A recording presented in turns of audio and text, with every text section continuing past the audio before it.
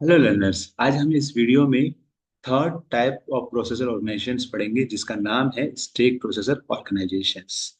हम लोगों ने लास्ट दो वीडियोस में सिंगल एक्यूमुलेटर ऑर्गेनाइजेशंस को देखा, साथ ही साथ मैंने जनरल रजिस्टर ऑर्गेनाइजेशंस को देखा। ठीक है। अगर आप लोगों ने ये स्टेक ऑर्गेनाइजेशन को समझना है तो पहले मैं आप लोगों से सजेस्ट करूंगा कि आप single accumulator organization and JRO general register organization का वीडियो देख लें, ताकि आप लोगों को स्टेक ऑर्गेनाइजेशन इजिली समझ आ जाए। ठीक है। तो अब चलते हैं हम स्टेक ऑर्गेनाइजेशन। सबसे पहले हम जानेंगे कि स्टेक ऑर्गेनाइजेशन होता क्या है। स्टेक होता क्या है? तो स्टेक स्टेक का मतलब होता है कि ये एक तरह का स्टेक जो है, ये एक तरह का क्या है, स्टोरेज स्टोरेज स्ट्रक्चर है। ये क्या है? एक तरह का स्टोरेज स्ट्रक्चर है। और ये किसी के साथ में मिलेगा, उसकी क्या है कि उसकी जो कैपेसिटी है वो इंक्रीज कर देगा। तो स्टेक क्या है? एक स्टोरेज स्ट्रक्चर है जो कि ये बताता है कि डाटा को कैसे ऑर्गेनाइज्ड करे और कैसे उसका स्ट्रक्चर बनाए, ताकि ज्यादा से ज्यादा डाटा को प्रोसेस कर सके एक सिंगल टाइम में। तो वही होता है स्टेक ऑर्गेनाइजेशंस। ठीक है।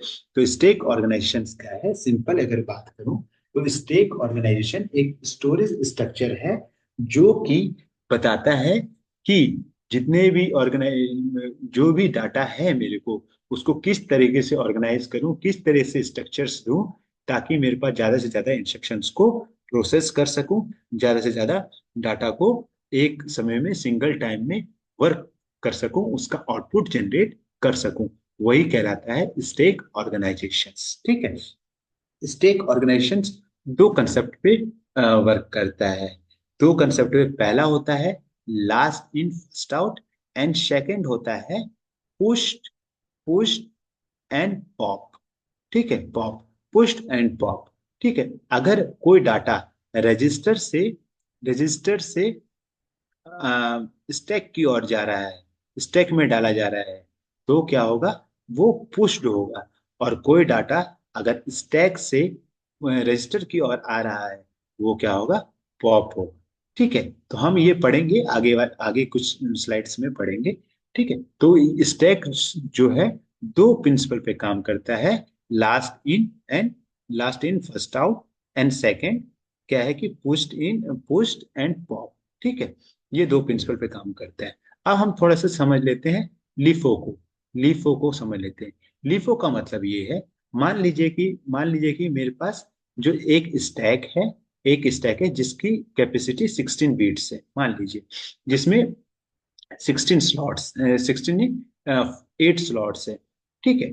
मान लीजिए कि इस स्लॉट्स में ये मेरा फर्स्ट स्लॉट है और ये मेरा लास्ट स्लॉट है। तो ये कहता है, लीफो क्या कहता है कि मेरे पास जो करंट है, मतलब जो करंट अभी लेटेस्ट जो आया है, लास्ट इंस्ट्रक्शन आया है, उसको प्रोसेस करने के लिए ये जो फर्स्ट प्लेस है, इस प्लेस को खाली करना पड़ेगा, ताकि ये इंस्ट्रक्शन को इसमें डाल करके प्रोसेस करा सके, ताकि जो भी जल्दी से जल्दी जो भी डाटा, जो भी आउटपुट जनरेट करना है वो आउटपुट जनरेट हो सके। तो कहने का मतलब है कि लास्ट इंस्ट्रक्शन को प्रोसेस कराने के लिए फर्स्ट स्लॉट में जो भी डाटा होंगे, उसको बाहर निकलना, उसको रिमूव करना होगा, ताकि लास्ट इंस्ट्रक्शन उस प्लेस पे आए और अपना काम करे। वही होता है लीफो। तो स्टेक ऑर्गेनाइजेशन में क्या है, दो कंसेप्ट पे ही बेस्ड होता है, लीफो और दूसरा है पुश्ड एंड पॉप कंसेप्ट पे। ठीक है। इससे क्या होता है, जैसे कि हम लोगों ने अभी तक देखा था, जो लास्ट वीडियोस में हमने देखा कि J R O and single accumulator organizations दोनों किस पे काम कर रहे थे? सिक्वेंसली काम कर रहे थे। सिक्वेंसली मतलब एक सिस्टमेटिक काम कर रहे थे। ठीक है। बट स्टैक्स में क्या होता है, जो इंपॉर्टेंट होगा उसको पहले प्रोसेस किया जाएगा रेदर देन अदर्स को। फॉर एग्जाम्पल एक मैं छोटा सा एग्जाम्पल देता हूँ। मान लीजिए कि अगर अभी मैं पावर पॉइंट बना रहा हूँ, ठीक है, पावर पॉइंट बना रहा हूँ, मेरा मन भर गया, मगर मैंने पावर पॉइंट ओपन करके रखा है, और साथ में मैंने बोला कि चलो थोड़ी देर के लिए मैं एक गेम खेल लेता हूँ, कॉल ऑफ ड्यूटी। आप लोगों को पता है। तो कॉल ऑफ ड्यूटी में मान लीजिए कि जब मैंने ये ओपन किया तो ये बहुत ज्यादा हैवी सॉफ्टवेयर है, ये हैवी सॉफ्टवेयर होता है। ठीक है, जब मैंने इसको हैवी सॉफ्टवेयर को ओपन किया तो इसने क्या किया, ये इस चीज को होल्ड पे रख दिया, मतलब इस चीज को अब रुकने के लिए कह दिया कि ठीक है आप रुक जाओ, जब तक है पहले इसको प्रोसेस करेंगे, क्योंकि अभी जो यूजर्स है वो क्या काम कर रहा है, ये काम कर रहा है, ये कॉल ऑफ ड्यूटी पे गेम खेल रहा है, जो कि इसको पहले प्रोसेस करना होगा। और जैसे कॉल ऑफ ड्यूटी से अगर मैं इस प्रोग्राम पे मतलब पीपीटी पे प्रोग्राम पे आ जाता हूँ तो ऑटोमेटिक वो कन्वर्ट हो जाएगा किस पे, प्रोग्रामर। तो इसी चीज के लिए स्टेक ऑर्गेनाइजेशन क्या कहता है कि आपका जो इंपॉर्टेंट वर्क है, जिस चीज पे आप जल्दी काम कर रहे हो, उसको फर्स्ट प्रायोरिटी दी जाएगी, रेदर देन द जो आपने लास्ट स्टेप्स आपने किया है उसके भी आप। ठीक है, तो ये होता है स्टेक ऑर्गेनाइजेशन। स्टेक ऑर्गेनाइजेशन की एक सबसे बड़ी खासियत है, अभी तक हम लोगों ने देखा कि जे आर ओ और ये एसपीओ, ये दोनों इंस्ट्रक्शंस को करते, पहले इंस्ट्रक्शंस को लेते थे, इंस्ट्रक्शन को लेना फिर प्रोसेस करना। मगर यहाँ पे स्टैक जो होता है वो कभी भी इंस्ट्रक्शन पे काम नहीं करता है। ये दोनों इंस्ट्रक्शन पे काम करते थे, बट ये कभी भी इंस्ट्रक्शन पे काम नहीं करता है, ये इंस्ट्रक्शन की वैल्यू को लोड करके उस पे काम करता है। तो कभी जिसके कारण क्या है कि जो प्रोसेस होने में बहुत ज्यादा हेल्प मिल जाती है और जल्दी से जल्दी वो प्रोसेस हो जाता है। तो ये होता है स्टेक ऑर्गेनाइजेशन। आगे चलते हैं हम। स्टेक ऑर्गेनाइजेशन, सॉरी ये सिंगल एक्यूमुलेटर लिखा हुआ है, ये स्टेक ऑर्गेनाइजेशन का स्ट्रक्चर है। ठीक है, स्टेक ऑर्गेनाइजेशन का स्ट्रक्चर। अब स्टेक ऑर्गेनाइजेशन आप किसी भी मॉड्यूल के साथ मिला के कर सकते हैं, बट बेसिकली हम लोग रजिस्टर और मेमोरी के साथ यूज करते हैं। ठीक है, मेमोरी के साथ जब स्टैक यूज होता है तो हम इसको मेमोरी स्टैक कहते हैं। ठीक है, जिससे मेमोरी स्टैक कहते हैं। और अगर रजिस्टर के साथ यूज होता है देन रजिस्टर स्टैक कहते हैं। ठीक है, रजिस्टर स्टैक कहते हैं। अब ये रजिस्टर स्टैक और मेमोरी स्टैक स्टैक जुड़ने से क्या होगा, इस जुड़ने से ऑटोमेटिक उनकी कैपेसिटी बढ़ जाएगी। फॉर एग्जाम्पल, अगर मेरे पास 16 बीट्स का करते रजिस्टर्ड है और ये 12 बीट्स का मेरे पास स्टैक है, तो मिला करके मेरे एक समय में 28 बीट्स का काम परफॉर्म करेगा एक सिंगल एक एक पर्टिकुलर रजिस्टर्स। ठीक है, तो ये कैपेसिटी बढ़ा देता है। तो रजिस्टर के साथ अगर कभी मिलकर स्टैक काम करेगा तो भी कैपेसिटी बढ़ा देगा, और मेमोरी के साथ मिलकर काम करेगा तो भी बढ़ा देगा। ठीक है, बढ़ा देगा, कैपेसिटी बढ़ा देगा। अब क्या है कि जो कैपेसिटी बढ़ेगी तो बढ़ने से क्या होगा, सबसे पहली बात कैपेसिटी बढ़ेगी तो बढ़ने से क्या होगा, तो बढ़ने से ज्यादा डाटा को करते स्टोर कर सकेंगे, ज्यादा से ज्यादा डाटा को स्टोर कर सकेंगे। और उसको जैसे ज्यादा डाटा को स्टोर करके वो बार बार मेन मेमोरी के पास ना जाना पड़े, उसी को एक ही बार में स्टोर कर लिया, स्टैक इसमें स्टोर कर लिया, स्टैक के पास भेज दिया, एंड देन कंट्रोल यूनिट के पास भेज करके एएलयू से प्रोसेस करा दिया। बार बार मेरे को मेन मेमोरी को डिस्टर्ब करना नहीं पड़ेगा। ठीक है, ताकि हमारा जो आउटपुट जो जनरेट करना है वो जल्दी से जल्दी प्रोसेस हो जाए। ये होता है स्टैक। ठीक है, तो स्टैक आने से जितनी सबकी कैपेसिटी, स्पीड कैपेसिटी भी बढ़ जाएगी, स्टोरेज कैपेसिटी भी बढ़ जाएगी। ठीक है, ये याद रखिएगा। अब ये प्रोसेस कैसे करता है, जैसे कि मान लीजिए कि मैंने कोई इनपुट दिया, वो ऑटोमेटिक कहाँ पे सबसे पहले जाएगा, मेमोरी के पास जाएगा, मेमोरी में स्टोर हो जाएगा। ठीक है, मेमोरी में स्टोर होने के बाद ये कहाँ जाता है, हमारा रजिस्टर्ड में जाएगा। रजिस्टर में जो भी रजिस्टर के पास जाना होगा, अगर इंस्ट्रक्शन का है तो इंस्ट्रक्शन रजिस्टर के पास जाएगा। फिर करते उसको डाटा वो देखेगा कि डाटा चीजें हैं तो डाटा रजिस्टर के पास भेजेगा। एंड डाटा रजिस्टर्स क्या करेगा, डाटा रजिस्टर इसको डिकोड कर देगा। डिकोड जब होगा उसकी वैल्यू को किस में डाल देगा, स्टैक में डाल देगा, और स्टैक इस वैल्यू पे काम करके कंट्रोल यूनिट के पास एक सिग्नल भेज देगा कि ये इस चीज को प्रोसेस करवाना है। देन एएलयू के पास, कंट्रोल यूनिट उसको एएलयू के पास कुछ समय दे देगा, और उस समय के दौरान उसे वो प्रोसेस करने के लिए एंड एग्जीक्यूट करने का टाइम पीरियड तक बता देगा, एंड देन उसको एएलयू क्या करेगा, उसको एग्जीक्यूट कर देगा। ठीक है, तो ये होता है स्टेक ऑर्गेनाइजेशन। तो इसमें क्या हुआ कि कैपेसिटी बढ़ने से जो स्पीड हुई, फटाफट मूवमेंट हो या ट्रांसफर होने का, वो जल्दी से जल्दी हुआ। ठीक है, तो स्टेक ऑर्गेनाइजेशन में ये सबसे बड़ी चीजें हैं। हाँ, और ये चीजें आप लोगों को ये भी पता होना चाहिए कि जो डाटा डाला जाएगा वो इमिडिएटली परफॉर्म करेगा। यहाँ पे जो भी डाटा डालेगा वो इमिडिएटली परफॉर्म करेगा, स्टेक होने के कारण। ना एएलयू एंड सॉरी, हम जेआरओ या सिंगल एक्यूमुलेटर में क्या करते थे, देखते थे कि वो वन बाय वन धीरे धीरे धीरे प्रोसेस हो रहा है, बट स्टेक आने से जो भी डाटा को फटाफट वैल्यू चेंज हो गया और वैल्यू पे जल्दी से जल्दी सिस्टम परफॉर्म कर लेता था, कर लेगा। तो यही इसी कारण कहते हैं, जो स्टेक आने से हमारे जो सिस्टम से वो जल्दी से जल्दी किसी भी चीजों को प्रोसेस कर ले किया जा सकता है, और ज्यादा से ज्यादा डाटा को स्टोर किया जा सकता है हमारे सिस्टम्स में। अब अगर मैं कंपैरिजन करूं एसपीओ, जेआरओ और स्टैक्स में, अगर इसमें 1 मिनट ले रहा था, इसमें 35 सेकेंड्स लिया उस चीज को करने में, यहाँ पे आपका 5 सेकेंड्स लेगा। तो ये देखिए आपका कितना रिड्यूसिंग होता है। मतलब मैं अगर एक बात करूं तो 70 से 80% करते टाइम रिड्यूस हो जाता है, स्पीड बढ़ जाती है।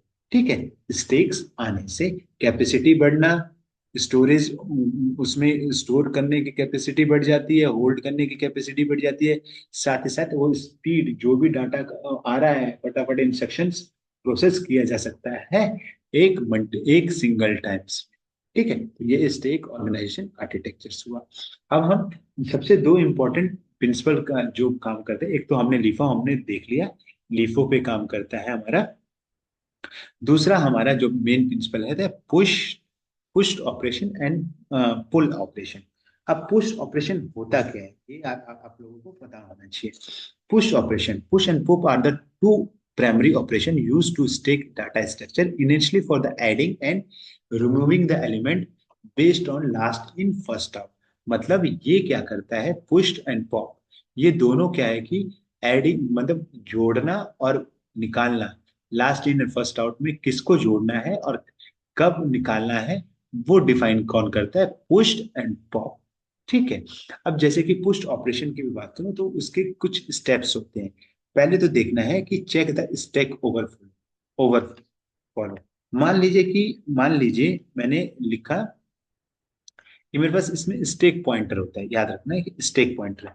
स्टैक पॉइंटर क्या करता है बताओ, स्टैक पॉइंटर क्या करेगा, वो पॉइंट आउट करेगा कि गलती आपको ये चीजें दिखानी है, इस चीज पे काम करना है। ठीक है, इस इंस्ट्रक्शन पे काम करना है, तो स्टैक पॉइंटर के काम करेगा।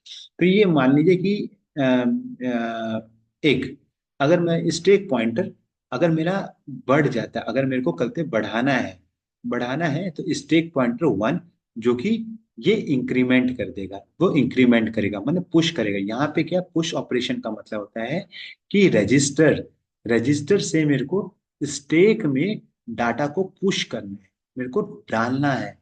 तो मैं इंक्रीमेंट करूंगा अपने डाटा के इंस्ट्रक्शन को, स्टैक पॉइंटर के थ्रू मैं अपने डाटा को इंस्ट्रक्शन को पुश करूंगा स्टैक्स में, ताकि वो जल्दी से जल्दी प्रोसेसर को काम करे। ठीक है, और डाटा रजिस्टर जो उसके बाद क्या है करेगा, स्टैक जो भी डाटा रजिस्टर्स होंगे वो इंस्ट्रक्शन को फिर से करते वो देखेगा, एंड देन डाटा रजिस्टर क्या है उस डाटा इंस्ट्रक्शन को होल्ड कर देगा, कहाँ पे, आपके स्टैक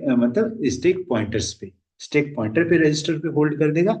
एंड देन जब तक, अगर मान लीजिए कि इफ अगर वो फुल है, मान लीजिए कि स्टैक पॉइंटर आपका 0 है, इट मींस कहते हैं वो आपका मतलब एम्प्टी है।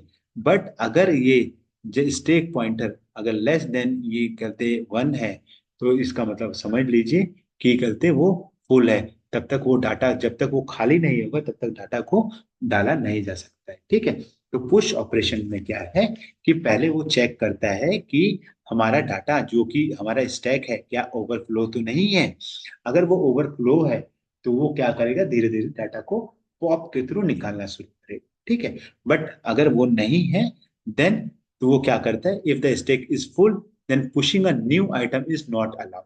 मैंने अभी जस्ट आप लोगों को बताया, वो अलाउड नहीं करेगा। बट ओवरफ्लो अगर नहीं, वो जबकि सबसे बड़ी बात है कि जैसे अगर ओवरफ्लो होगा तो वो डायरेक्टली सिग्नल दे देगा कि आपको आपको नहीं, एरर डाल देगा कि आप इस पे लोड नहीं हो सकता है, पहले आप उसको रिमूव कीजिए, रिमूव करने के बाद ही करके चीजें हो सकती है।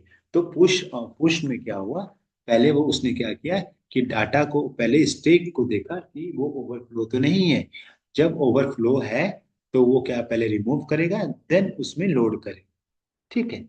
अगर मान लीजिए ओवरफ्लो नहीं है, देन स्पेस, उसमें स्पेस है, देन वो क्या करेगा, इंक्रीमेंट करेगा स्टेक पॉइंटर को by the 1 point. The next empty position in the downward growing the stack and SP is डिक्रीमेंटेड। मतलब कहने का मतलब है कि अब ये क्या, रजिस्टर से जो डाटा जाएगा उसके पास पुश्ड होगा, वो इंक्रीमेंट करता रहेगा। ठीक है। इंक्रीमेंट करेगा, स्टेक पॉइंटर +1 कर देगा। मतलब स्टेक पॉइंटर अगर मेरा अ, ए, एक अगर बढ़ाना है, इंक्रीमेंट करना है, तो स्टेक पॉइंटर को मेरे को एक मूवमेंट करना पड़ेगा, एक बढ़ाना पड़ेगा, तो वो धीरे धीरे इंक्रीमेंट करता है स्टेक पॉइंटर्स को। ठीक है। अगर जब स्पेस होगी, ठीक है, फिर क्या करेगा, और वो क्या करेगा, स्टेक पॉइंट जैसे ही वो उसके पास आ गया तो फिर वो डिक्री, स्टेक पॉइंटर ने जैसे इंक्रीमेंट कर दिया फिर वो अपने आप को डिक्रीमेंट कर देगा। ठीक है। देन वो प्लेस द, फिर उसमें जो कि स्टेक पॉइंटर जो खाली आ गया है उस पर फिर वो अपना एलिमेंट डालेगा। ठीक है, न्यू पॉइंटर करके वो फिर उसमें अपना एलिमेंट डालेगा, एंड देन वो एलिमेंट टॉप पे चले जाएगा। मतलब वो लास्ट इंस्ट्रक्शन रहेगी, लास्ट इंस्ट्रक्शन रहेगी, तो it means the first instruction को खाली हो जाएगा। ठीक है। तो ये इस वे से करते प्रोसेस होता है पुश ऑपरेशन का। जैसे कि एक एग्जांपल भी लिखा है, if we have to stack with the element. मान लीजिए ये मेरा एलिमेंट है, ठीक है, यहाँ पे 30 है, यहाँ पे 20 है, यहाँ पे 10 है। अब मेरे को क्या है, 10 है। ठीक है। मेरी स्टार्टिंग स्टॉप। अब मेरे को क्या है कि मेरा जो लास्ट इंस्ट्रक्शन है 40 है। तो मेरे को अगर इसमें डालना है, तो मैं क्या है कि ये रजिस्टर्स जो है, इसमें ये स्टेक है, स्टेक में डालने के लिए पहले इसको खाली करना होगा, तो ये खाली करेगा, तो ये यहाँ पे आकर के 40 पुट अप हो जाएगा through the, through stack pointer. ठीक है। तो ये पुश ऑपरेशन हुआ। तो पुश ऑपरेशन को मैं दोबारा से बता देता हूँ कि पुश ऑपरेशन में क्या है कि जो कि टॉप पॉइंट्स है उसको, टॉप पॉइंट्स में मतलब जो कि फर्स्ट आउट, मैंने लास्ट इंस्ट्रक्शन को क्या किया जाएगा कि उसको मौका दिया जाएगा फर्स्ट फर्स्ट प्लेस पे जाकर के बैठने का, ताकि वो जल्दी से जल्दी प्रोसेस हो जाए। तो उसके लिए क्या करना पड़ेगा, पहले वो देखेगा कि चेक, जो स्टैक है वो ओवरफ्लो तो नहीं है। अगर वो ओवरफ्लो है तब तो एरर डायरेक्टली सिग्नल आ जाएगा। अगर ओवरफ्लो नहीं है, देन वो इंक्रीमेंट करेगा स्टेक पॉइंटर पे, स्टेक पॉइंटर पे 1 बाय 1 करते इंक्रीमेंट करेगा। ठीक है। अपने डाटा को एक एक इंस्ट्रक्शन को करते भेजता रहेगा, और उसमें लोड करवाता जाएगा, प्रोसेस करवाता जाएगा। ठीक है। और वो क्या करेगा, टॉप पोजीशन को रिमूव करते जाएगा, टॉप पोजीशन को हटाते जाएगा, और अपने चीजों को लोड करते जाएगा टॉप पोजीशंस पे। ठीक है। तो ये होता है पुश ऑपरेशन। अब आते हैं हम पॉप ऑपरेशन।